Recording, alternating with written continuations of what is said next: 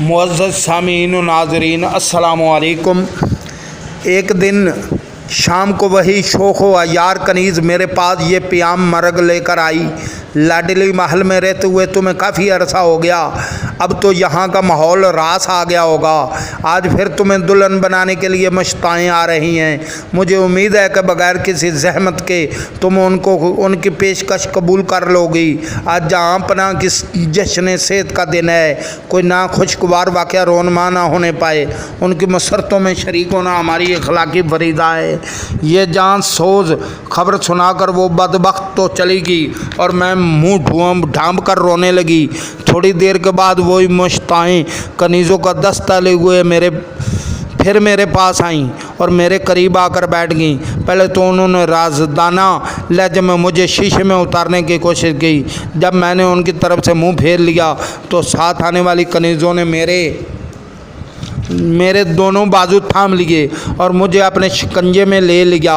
इसके बाद चारों तरफ से मुश्ताएँ टूट पड़ी और जिस हद तक वो मुझे बदल सकी बदल दिया। इसके बाद जैसी कनीज़ें मुझे छोड़कर अलहदा हुई, मैंने सारी आरैश नोच कर फेंक दी।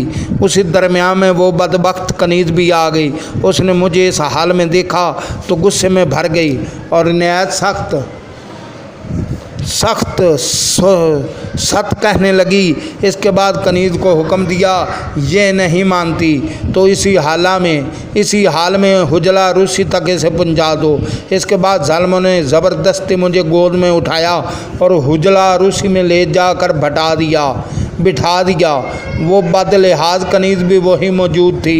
मेरी तरफ मुँह करके कहने लगी, अभी जहाँ पना दरबार में आमदीन सुल्तनत की मुबारकबादें कबूल कर रहे हैं। जैसी तोप सरद होगी वो वहाँ से उठकर हुजला अरूसी में तशरीफ़ लाएंगे। दरवाज़े पर कनीज़ों का पहरा था और मैं अंदर अपनी तकदीर का मातम कर रही थी। सख्त इज़्तिराब थी कि मैं अपने नमूज़ के मदफन के करीब पहुँच गई। पर्दा गैब से अब तक कोई हाथ नमूदार नहीं हो रहा था। फिर मेरे ईमान और यकीन की दीवार हिलने लगी। फिर मायूसियों के गर्द अब मेरा दिल डूबने लगा। उम्मीद का टमटमाता हुआ एक चिराग जल रहा था तो वो भी आंधियों की ज़िद पर था। दिल की उम्मीदों बेहम का यही आलम था कि अचानक तोप सरद हुई, एक चिंगारी उड़ी और उम्मीद का सारा खरमन जल गया। हटो बचो और मुबारक सलामत के शोर से सारा महल गूंज उठा। अब मैं अपने आप में नहीं थी। शिद्दत इज़्तिराब में ज़मीन पर लौटने लगी। दहशत से मेरी रगों का खून मुंजमद होने लगा। मौत के सिवा अब कोई मेरे नमूज़ का मुआफ़र नहीं रह गया था। इसी आलम शोक में एक बदबख्त कनीज़ ने मेरे ज़ख्मों पर नमक झड़का। अदब से खड़ी हो जाओ, जहाँ पना जीने से गुजरते हुए अब इधर आना ही चाहते हैं। ये खबर निश्तर की तरह मेरे कलेजे में चुभ गई और एकदम तल में ला उठी।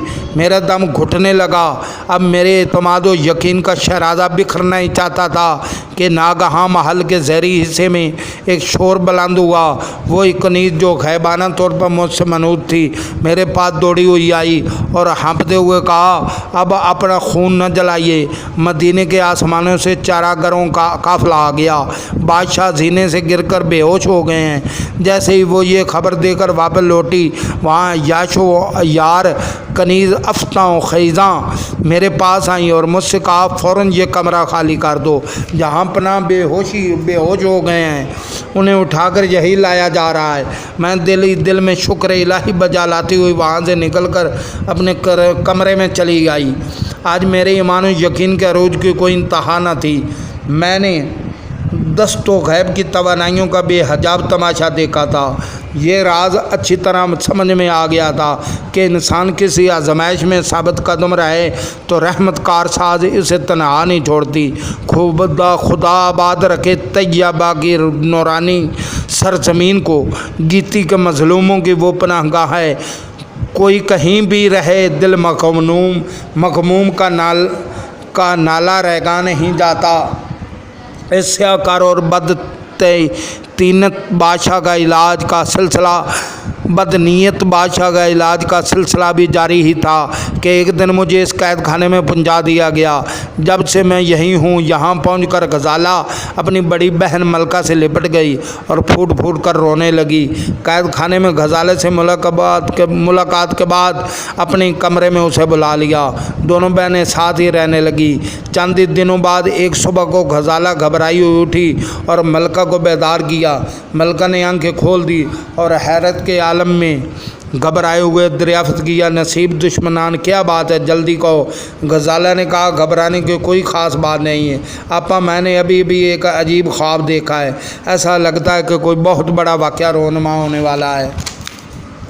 मैंने घोड़ों की ना टूटने वाली एक कतार देखी है जिन पर नहायत जमील और शकील नौजवान सवार थे। उनके हाथों में नंगी तलवारें बिजली की तरह चमक रही थी। उनकी ऊंची और कलगियों से अजीब तरह की हैबत टपक रही थी। मेरे सीने पर ज़रा हाथ रख कर देखो, अब तक मेरा दिल धड़क रहा है। मलका ने कहा, खुदा अज़्ज़वजल करे ख्वाब मुबारक व मसऊद साबित हो।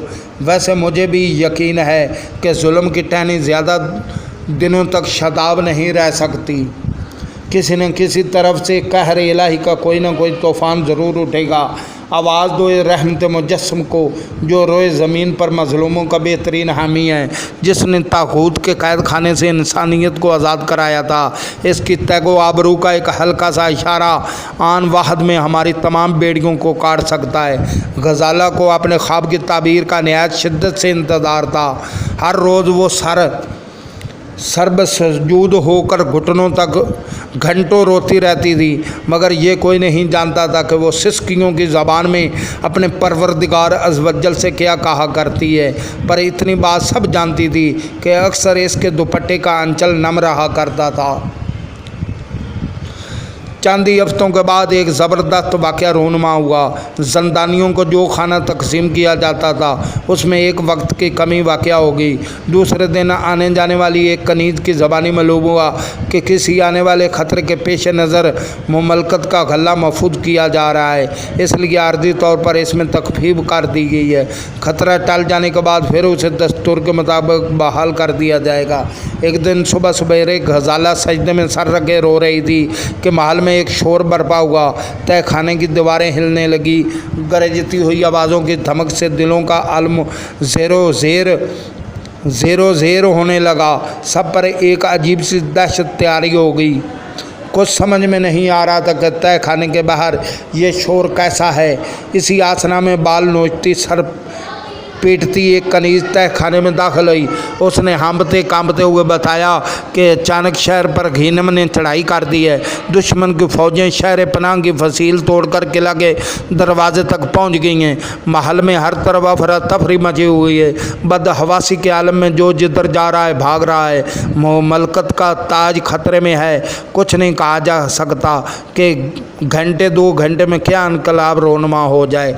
इतना सुनना था कि गजाला अपनी जगह से उछल पड़ी और दुपट्टा अपनी कमर से कसते हुए कहा, आपा जान मुझे इजाज़त दे दीजिए, ज़रा मैं इन कलगियों को देख लूँ जिनकी चमक से मेरी आंखें खैरा हो गई थी।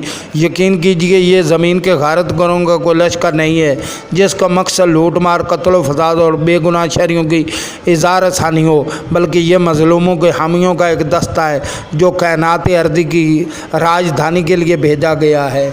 अभी कहानी जा